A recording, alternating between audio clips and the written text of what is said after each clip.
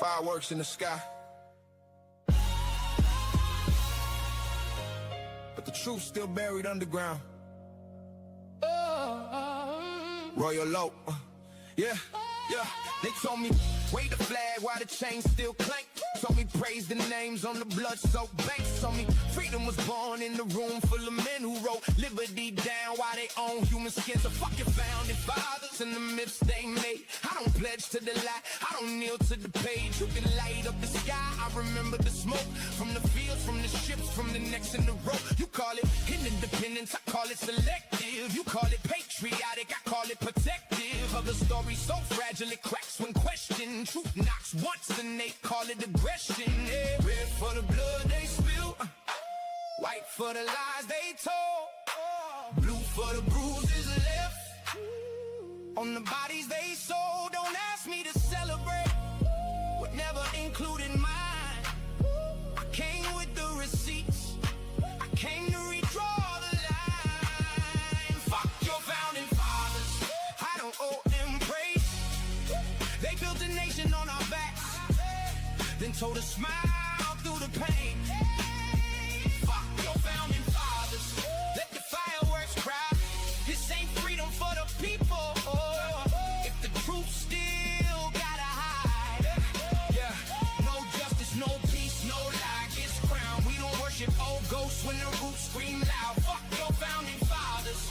On the 4th of July, I'm lighting up the truth while they light up the sky. They say, look how far we came. I say, look what it cost. Every courthouse got a shadow, every victory got lost. They gave statues to the takers, made heroes out of thieves. Put their faces on the money while the hungry couldn't breathe. Don't lecture me on freedom from a stolen land stage. Don't quote old documents with blood on the page. Don't tell me be grateful for a seat at the table when my people built the room and got treated unstable. You can't buy me through the truth, you can dress it in stars, but the anthem still echoes like chains behind bars. I don't hate the people, I hate the disguise. I hate when the guilty get praised as the wise. Red for the blood they spill, white for the lies they told, blue for the bruises left on the bodies they sold. Don't ask me to celebrate what never included mine. I came with the receipts, I came to redraw the line. Fuck your founding fathers, I don't owe them praise. They built a nation on our backs, then told us smile through the pain. Fuck your founding fathers, let the fireworks cry. This ain't freedom for the people. If the truth still gotta hide, no justice, no peace, no lie gets crowned. We don't worship old ghosts when the roots scream loud. Fuck your founding fathers. On the 4th of July, I'm lighting up the truth while they light up the sky. Don't call it hate when the wound speaks back. Don't call it division when our name was fact. Don't call it progress while the system still bites. Don't call it freedom if we still gotta fight.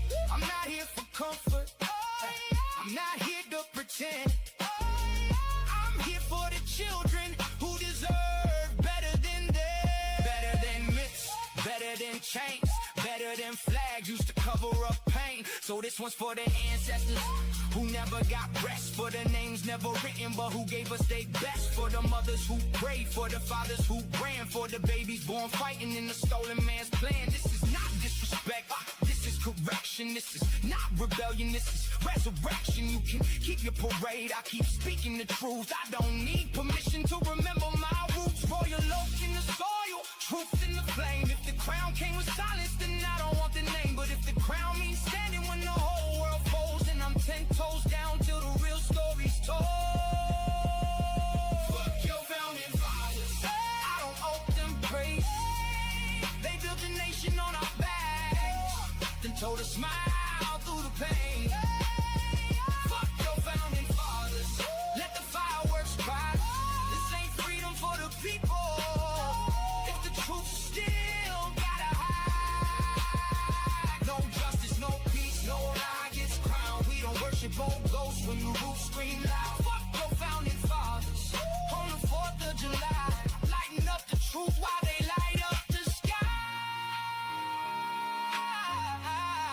Fireworks fade, but the truth don't die. Royal low, 4th of July.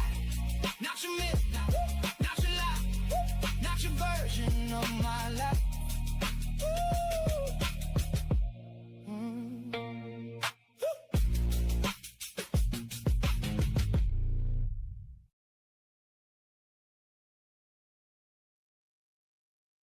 All right. Hello, everyone. Thanks for tuning back in once again to the original Queen Shakur show.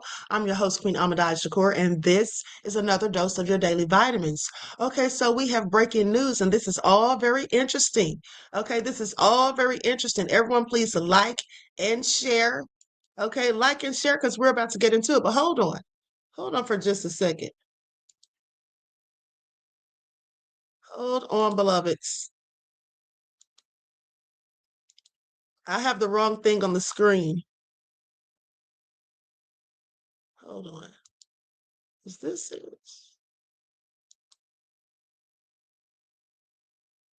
There we go. Okay. There we go. Okay, so now with that all being said, let's get ready to get black into it. Because I'm sorry, but Secret Service Sam has some amazing breaking news. And for those of you that have been following me since 2020, you should already know who the Dixie Mafia is. Okay? Because I did a thorough breakdown on them. And we're going to get into it. Now, so we don't have everybody missing out on it or whatever. I'm going to let a few more people come in first. And so while we're waiting for that, let's go to this other information. Lights up, everyone, please like and share.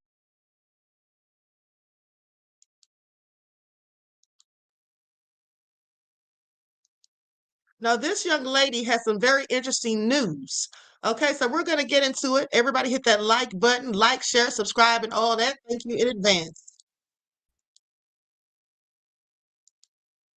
Okay, so listen, she's going to be she's going to be using like nicknames for the people that she's talking about because supposedly she was posting this video and it kept getting taken down. You all know how they do, okay? So that further should let us know that what she's saying is absolutely true because that's when they want to take down things when you're talking about facts, okay? Things they don't want exposed. So she's going to be talking in code. All right, so please pay attention. Now, with that all being said, let's get into it. Be the person to the right. This video, he explains exactly what was wrong with the boat, and it wasn't caused by a random billiage pump issue. Bilage, however you say it. Another thing is that the jump from when he last saw No to when they were yelling, "Get on the boat," you're missing a big piece of what made everybody run to the boat. W also admits that the boy's name who writes with Smart started yelling at No. He also admits that throughout the day, they were all picking on No for being with that girl. And the moment, W says, the moment that girl and No sit in front of Smart's boat, Smart starts yelling at him all of a sudden out of nowhere, "Get on the boat." Boat wasn't having a bilage pump or bilge pump issue. Says verbatim, "We have an issue where we have finally trimmed down the boat and got it on the right plane." That they all moved to one side of the boat. When you trim down the motor to get it on the right plane, that means that you drop the bow. This is how you are supposed to get the actual boat from being completely still to an accelerated speed fast. That they left the trim down when trying to accelerate off the island at a very fast speed, and this is what blew the bilage pump. If the trim is not up when you try to take down, it causes water to back up in the bilage. The trim is left up, the bow shoots high into the air during acceleration, forcing all loose bilage water to rush to the very back of the hull. This is why they all tried to do the emergency mover where they move forward. This traps water in the boat and specifically at the bilage pump. Did an emergency remover that everyone knows about, and this fucked up the bilage pump and it started to take on water. Bilage pump wasn't an issue until they made it a quarter mile offshore, like he said, at 40 miles per hour, because they didn't take the emergency brake, and the maneuver that they used to try to get the bow back up fucked everything up on the boat. Question is, what type of panic or event ensued that y'all were moving so fast? The boys who've known boats since they were children, that y'all forgot to do the simplest thing when trying to accelerate from a stop on a boat that everyone knows when you're speeding, like they said, at 40 miles per hour. Something happened to cause enough chaos for them to fuck that up, is my point. I'm not going to say any names, but W is going to be the person to the right. This video, he explains exactly what was wrong with the boat, and it wasn't caused by... Okay, so what do you all think about that, beloveds? What do you all think about that? So it sounds like they left in such a hurry and such a haste. Now, why would they be leaving so quickly? Okay, why would they be leaving so quickly? Don't you find that just a tad bit suspicious? Because I know that I do. Okay, I find that all very interesting. Now, let me ask you all this. Hold on. Did you all hear the entirety of the video? Because I was multitasking. Once in the chat, if that was all of the video. Once in the chat, because I was multitasking. Okay, I was getting the next video ready. Okay, Nina said sounds very, very sus. Exactly. Okay, exactly. Now I'm about to show you something else that looks and sounds very sus. Okay, great. Thank you, sweet butter. Okay, so I'm going to share my screen. Now, mind you, this video is going to be muted. This video is going to be muted because they're playing a copyrighted song in the background, and you can hear it very clearly. Okay, so with that all being said, I'm going to play it without the audio, but don't worry, I'm going to tell you exactly what this man is talking about. Okay, please pay attention. Now I'm going to share my screen. Okay, here we go.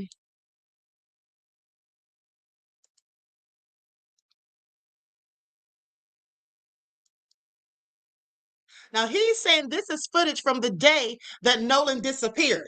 He wants you to pay close attention to how crowded it is, even at 11:15 in the morning. Okay, it was jam-packed. At 11:15 in the morning, it was so crowded. Okay, so pay attention because look at this.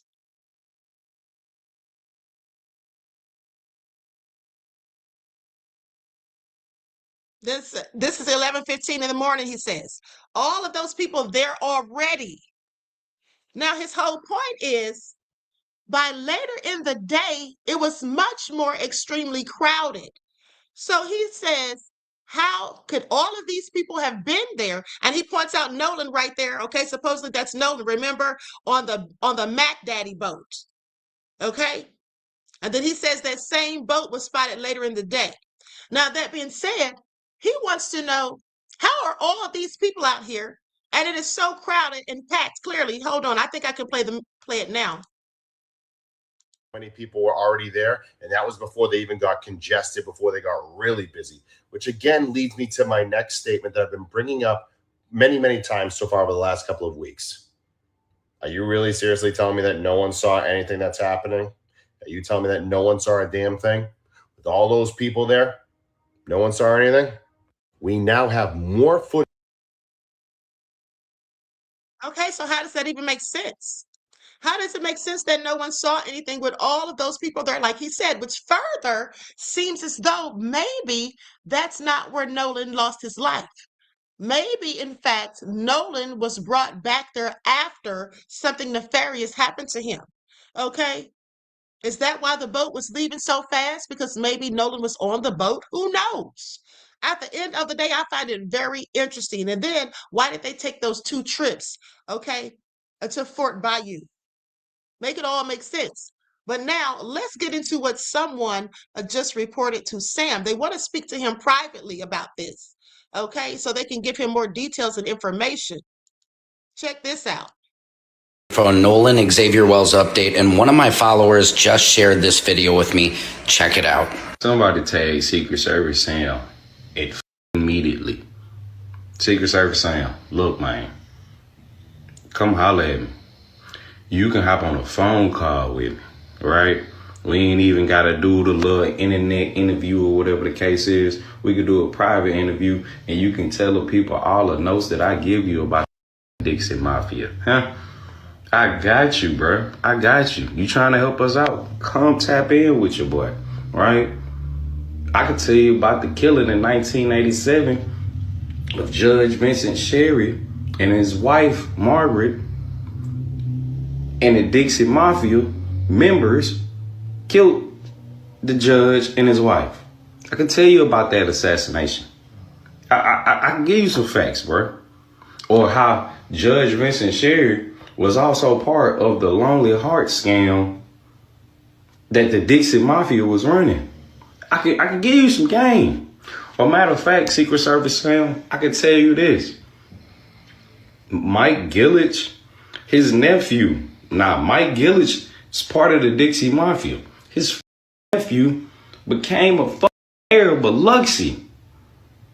I can tell you all about the corruption and the racism on the coast of Mississippi, Secret Service Sam. Come holler at your boy at ease.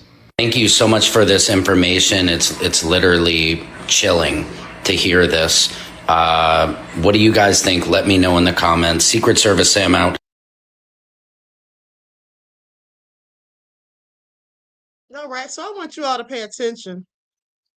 I want you all to pay attention because, like I said, I told you all before about the Dixie Mafia. So we're about to get into it. We're going to go back in time to my video from 3 years ago. I did this video 3 years ago. Please pay attention. Y'all heard it here first. Okay, this is all about the nefarious Dixie Mafia down there in Biloxi, honey. And I even told you all about what the young man's talking about as far as them killing the judge. Okay, let's get into it.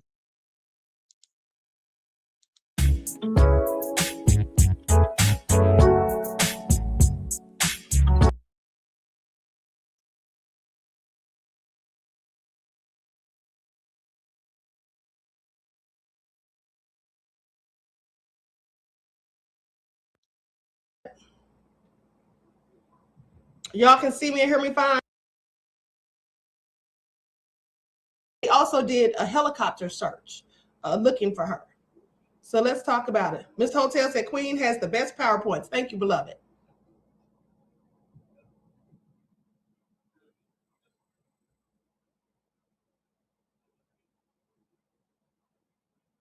Took advantage of her kind heart, and I just want somebody, anybody, to figure out where my sister is, whatever the outcome.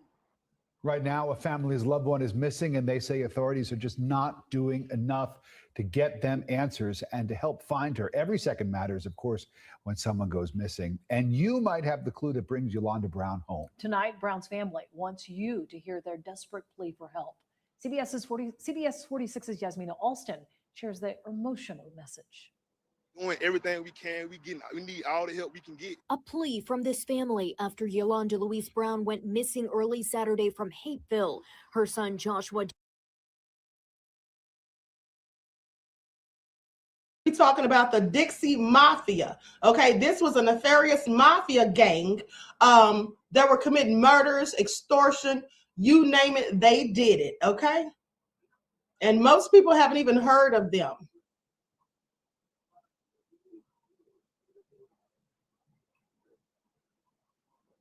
Here we go.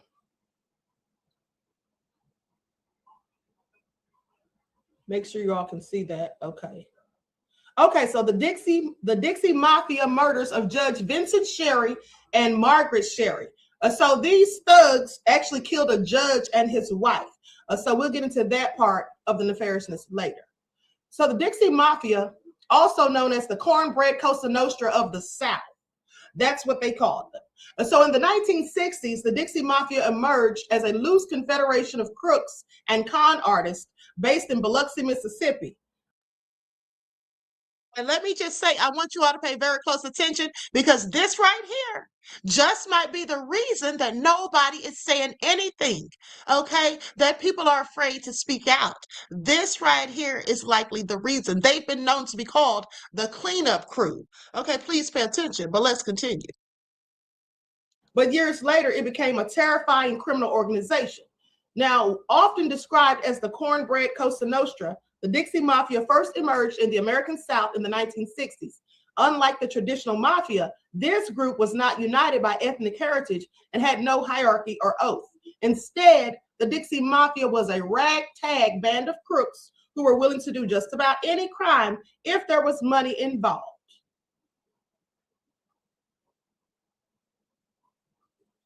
So from murdering authority figures to burning down buildings to creating elaborate extortion schemes, the Dixie Mafia was known far and wide as an anything for a buck gang. While they were initially based out of Biloxi, Mississippi, it didn't take long for their reach to spread across the South, and members only had to obey one rule: thou shalt not snitch to the cops. Y'all heard that? Thou shalt not snitch to the cops. Okay, so please pay attention. Now, at the end of the day, this might be the same reason why the Cajun Navy guy, Brian Trasher, this may be why he changed his story. This may be why they're lying on Crump. Okay, this may be why they're trying to get Crump to stay out of Mississippi. I want you all to pay attention. Is the governor involved in the Dixie Mafia? I have several questions. Okay, but let's continue.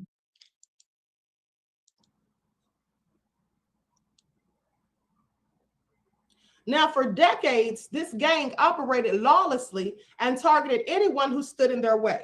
But by the early 1990s, the syndicate had largely collapsed. One of the top leaders of the Dixie Mafia, Kirk C. McCord Nix Jr., had been caught running a scam from prison and even ordering a mob hit from behind bars. Clearly nefarious. But despite the massive crackdown on former members that followed, many believe the group is still secretly active today. This is the little-known story of the Cornbread Cosa Nostra.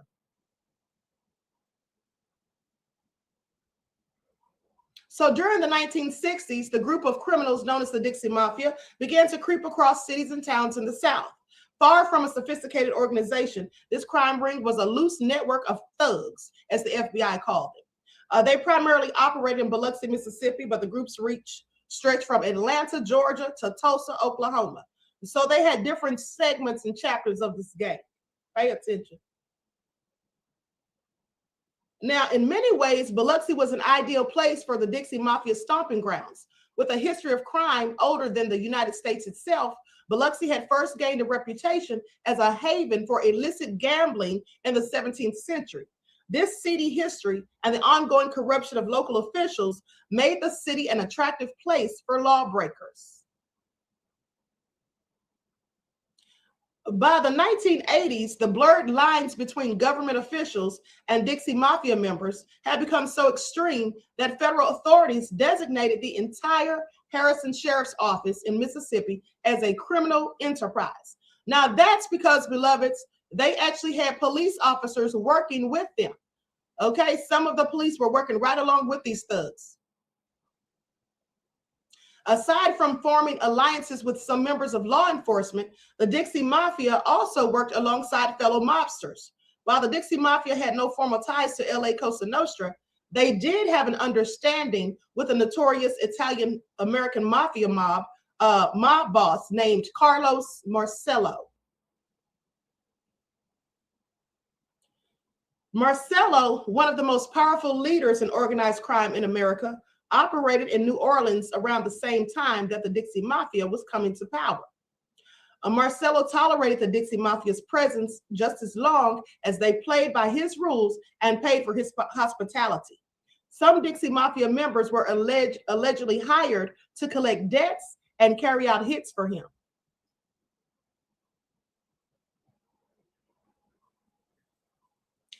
They say they were doing anything and everything illegal down here.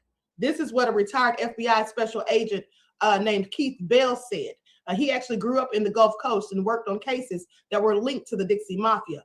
He said for money, the sheriff and officers loyal to him would release prisoners from the county jail, safeguard drug shipments, and hide fugitives. Anything you can think of, they were involved. Now, you all hear this? Letting hold prisoners and cons out of jail for a few bucks. Okay, please pay attention. The corruption is running rampant down there in Mississippi. Okay, and not just in one place in Mississippi, all throughout. Isn't that nefarious? Okay, I want you all to pay attention. And they have their own set of rules. I told you all it's nothing but the good old boy system and Southern fried justice. That's what you call it. Southern fried justice. When you get people like the cornbread mafia, the Dixie mafia, okay, when you get them to handle things and let them enact justice however they choose. Please pay attention. This is serious business. I want you all to pay attention to that part where they say for money, they would actually let people out of jail and out of prison. Well, here's the thing. Remember back when all of those stories kept popping up about inmates escaping from jail and all of that? And I was doing like a story every other week, it seemed. All right. I told you all that I thought that was very suspicious that all of these prisoners and these people keep getting out of jail. Now, there has to be someone helping them on the inside, 9 times out of 10. And when you read stuff like this, that makes it seem all the more plausible. Now, as one member of the Dixie Mafia put it, what makes them so dangerous is that they don't think, they just act. They don't draw a line. Everything is fair game.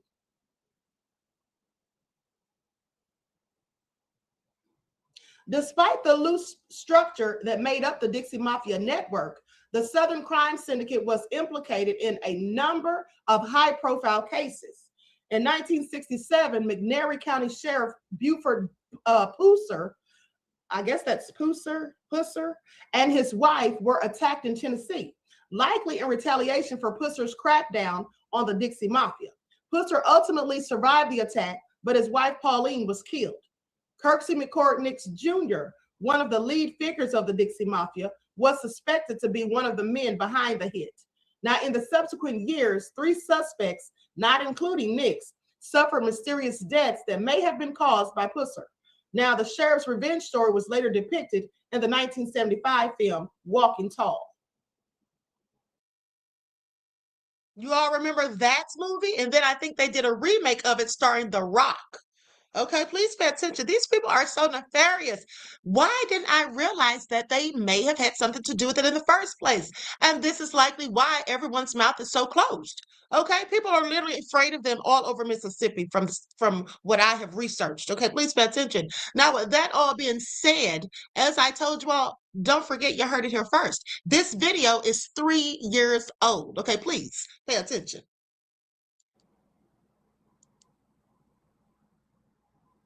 There was also the infamous Gypsy Camp murder in Louisiana. Now, on the night of February 18th of 1969, at least 5 alleged members of the Dixie Mafia ransacked the Skibo trailer court near Lake Pontchartrain, where traveling carnival employees had set up their camp. Most of the carnival workers were busy manning concessions in the French quarters of New Orleans that night. 24 others, mostly women and children, had stayed behind at the campsite. The assailants, who were masked and armed, ambushed the camp and used chains and padlocks to restrain their victims. The gang then broke into 10 trailers in search of valuables and cash. They collected roughly $12,000, although the victims may have underreported the theft just to avoid tax troubles. So likely they got more than that. So there were at least 2 casualties. Marjorie George, a 44-year-old fortune teller who was hacked to death for refusing to reveal the location of a supposed safe, and Gary Elbert McDaniel, a known Dixie Mafia associate who turned up dead a month after the murder. Now, I want you to pay attention. These people had no problem taking people out. They wanted whatever they wanted. They were determined to get it. And here's the thing, the fact that they murdered a whole judge, okay, I want you all to pay attention. That's why so many people are fearful, okay? Think about it. I mean, judges have protection and all of that, but they can get to anyone, basically. They probably thought he was going to snitch. Authorities initially speculated that the gang members had killed McDaniel because they were afraid that he was an informant, but others suspected that he was actually taken out by Pusser.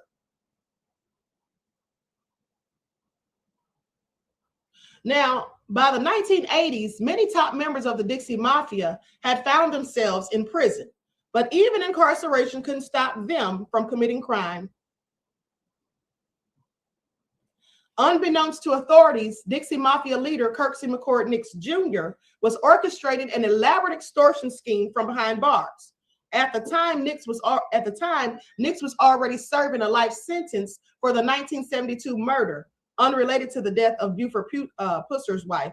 But he apparently believed that if he had enough money, he'd be able to get out of prison. And so from his prison cell in the Louisiana State Penitentiary, Nix created a Lonely Heart scam that targeted innocent gay men. Now, he placed ads in gay publications, posing as a young stud by the name of Eddie Johnson to attract correspondence from unsuspecting readers. When the victims got in touch, Nix duped them into sending the mob large sums of money to pay for his legal defense. Before long, other Dixie Mafia inmates got involved in the scam. Now, do y'all hear this? This is absolutely nefarious, okay? But this is what these devils were doing. Okay, that and so much more. Okay, so much more. This is serious information. Placing more fake photos in gay publications and coming up with tall tales about why they needed more money before they could leave jail or wherever else they claimed to be.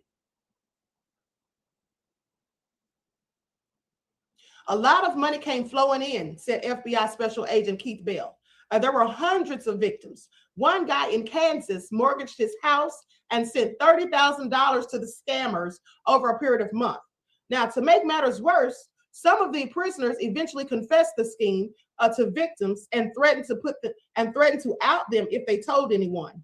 Meanwhile, the Dixie Mafia received hundreds of thousands of dollars during this time.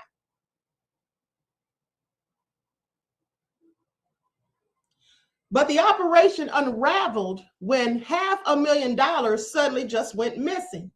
Nix's former lawyer, Pete Hallett, who later became mayor of Biloxi, blamed the missing money on his former law firm partner, Vincent Sherry, who was then a judge of the 2nd Mississippi District Circuit Court.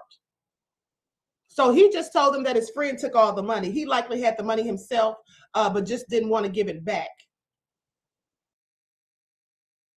Yeah, that's the oldest trick in the book. My business partner took the money and ran. Okay, please pay attention. So the high-profile murder of Judge Vincent Sherry and his councilwoman wife, Margaret Sherry. You see, by the fact that Hallett, the mayor, lied and said, well, I don't know if he lied, but by the fact that he said that his friend, Judge Vincent Sherry, had the cash, well, that's what led to him being murdered. Now, Biloxi, this is in Biloxi, Mississippi in 1987. The prominent couple were found dead in their home. Each of them had been shot 4 times in the head. The execution-like manner of their murder and the lack of any signs of a break-in led police to think it was a gangland hit.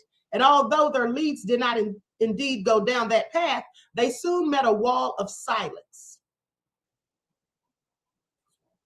Now, the case soon went cold. And in 1989, the Sherry's family hired Rex Armistead to help them find the killers. Armistead was a private investigator who'd also been a highway patrol officer and had helped put several members of the Dixie Mafia in prison already.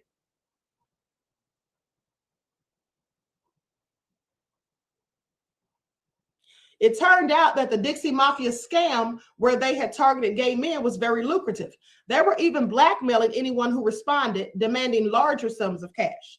They gave this cash to their lawyer, Pete Hallett, for safekeeping, but he spent the cash. That's what happened. He actually spent most of it. Now, when it came time to hand it over, he just told them that Vincent Sherry had taken it. Hallett and Vincent Sherry had been law partners since 1981.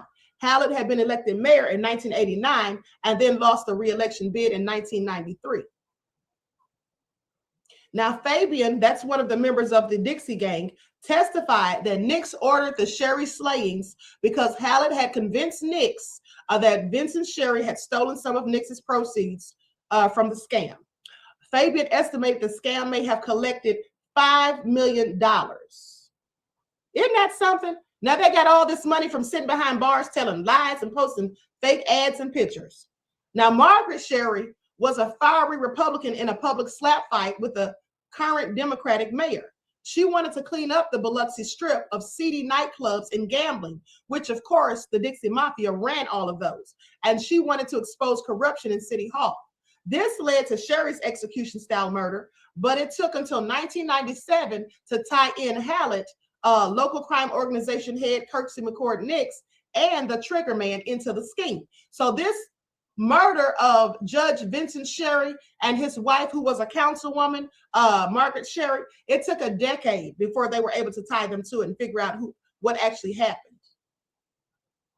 Now, according to court testimony, Hallett knew about the murder plot against the Sherrys and failed to notify law enforcement. Now, mind you, at the time, this man was the mayor. So they really had, political ties and law enforcement ties. So they were able to just commit all of this criminal activity and just go unchecked most of the time. Now, former Biloxi Striptease lounge owner Mike Gillick was the chief prosecution witness when Hallett and 3 others were convicted in 1997. The U.S. Supreme Court denied Hallett's appeals in 2000. Gillick, John Ramson, Nix, and Nix's girlfriend, Cherie LaRochart, they were convicted in 1991 on a federal conspiracy charge. Gillick was released from prison in July of 2000 after serving 9 years of a 20-year sentence and died of cancer in April of 2012. Fabian, who had congestive heart failure and other health problems, died in June in the Mississippi State Penitentiary in Parchman. Hallett was convicted in 1997 of conspiracy to commit racketeering, obstruction of justice, conspiracy to obstruct justice, and conspiracy to commit wire fraud. He was sentenced to 18 years in prison. He likely didn't take the plea deal because they usually give you a plea deal and you're facing up to 20, and he got 18. So I don't think he took the plea deal. Now, since then, very little has been heard about the Cornbread Cosa Nostra. But did the Dixie Mafia's grip on the American South really end in the 1990s? We certainly hope this deals them a major blow. That's what one of the attorneys said at the time. He also said, but I don't have any illusions that this is the end of the Dixie Mafia. And so with that all being said, that's the nefarious tale. Yes, Bibba said wire fraud again. Yes, these things go hand in hand.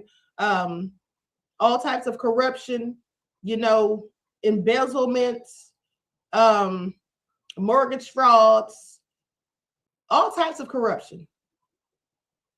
Cornbread Cosa Nostra. Yes, absolutely. Isn't that crazy? Okay. Baby Boy said, oh Lord, all kinds of country. Yes, they absolutely were. All right. And they also made moonshine and sold that too. Pay attention. All right. So Juju said, not cornbread. Yes. Okay. Miss Hotel said, child, these thugs are sick. October Opal said it never ends. Well, it surely doesn't.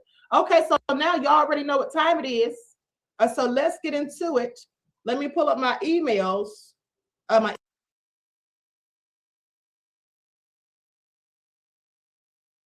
Okay, so I want you all to pay attention. And speaking of that, as you can see, I was about to pull up my emails because we were going to play trivia that day.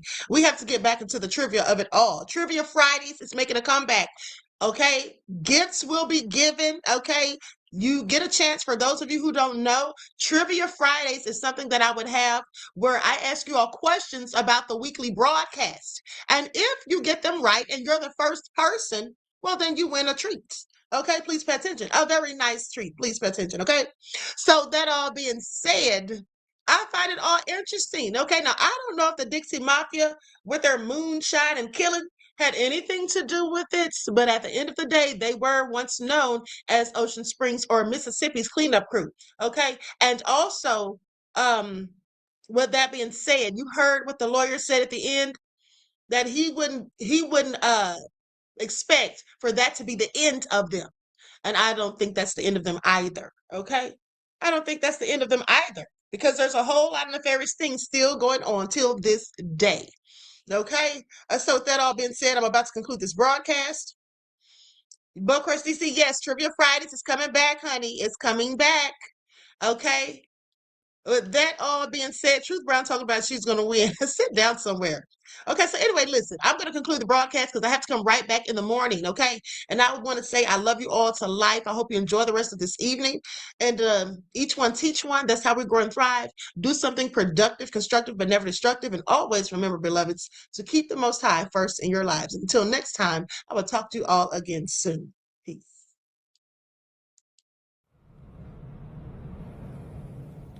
Mississippi Delta, still crying the same tears. From Emmett to Nolan, how many more years? Copper blood in these waters, Most High see us here. Peace be still, but the truth gonna appear. Emmett Till, young boy whistling in the store. White lies turned to lynch and dragged him from the door. Beaten, shot river, swallowed him whole. Open casket, mama showed the world his soul. Nolan Wills, 18, boat ride on the 4th. Only black in the circle, now they say he drowned for. Horn Island whispers, friends came back without him. Mississippi history, still hunting, still doubting. Same state, same pain, different name. Black boy lost in the Delta rain. When will it change? Lord, when will it change? Ancestors screaming, we never left this stage. 1955, Chicago boy down south for the summer breeze. Money, Mississippi, wrong place for a black team to breathe. Brian Store, maybe a whistle, maybe just a smile. Jim Crow code broken, now they coming in the night. Wild Roy and Malone snatched him from his uncle's floor. Tortured that baby, Fanta round, body in the Tallahatchie roar. Mutilated face, mama said let the world see. Acquitted by all white jury, not guilty, set him free. Sparked the movement, Montgomery rose from the flames. But the Delta dirt still holding black boys' names. Emmett was 14, just a child in his prime. Lynched for existing in a twisted mind. Emmett Till, Nolan Wells, Delta shadows ringing bells. Black life cheap in these haunted lands. Most High coming with justice in his hands. 2026 July 4th, independence gone wrong. Broke the Horn Island with the crew, singing freedom songs. 18 years young, big heart, only copper in the mix. Friends white as the judge that let killers walking. 55 disappeared that day, body found on the shore 2 nights later. They say drowning, no foul play, but the family know better. Questions swimming deeper than the Gulf water's cold. Why leave your phone? Why the silence from the foe? Mississippi again, history echoing loud. Ben Crump calling for truth, independent, autopsy proud. Was it accident or the past rising from the mud? Black boy with white friends, trust issues in our blood. Why the same soil claim my sons? Ancestor never left, we still the chosen one. From Till's open casket to Nolan's unanswered call. In time signs, Leviathan rising, watch the fall. No hate, just black love, we hold each other tight. But stop crashing out on each other and demand what's right. Peace be still, Through the storm we prevail, Father's child. we shall not fail. Both in Mississippi, Delta's cruel embrace. One lynched open, one body lost without a trace. Emmett's killers brag after the verdict came. Nolan's story fogged in speculation and shame. 14 or 18, young kings taken too soon. Waters claim the bodies, but the spirit touched the moon. Same fear, same doubt, same racist undercurrent flow. But we wiser now, cameras, voices won't let go. Indigenous copper, mountain builder stand tall. We walk together, ancestors answer the call. No more silent nights, no more cover graves. Justice for Emmett, justice for Nolan. Raise the blade. Hell no, but our spirit never failed. We got black love revolution now. Most High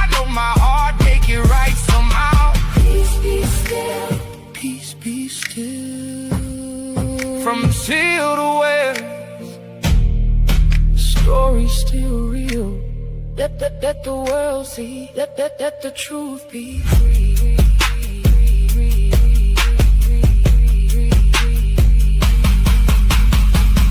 Let the world see. Let the world see. Let the truth be free.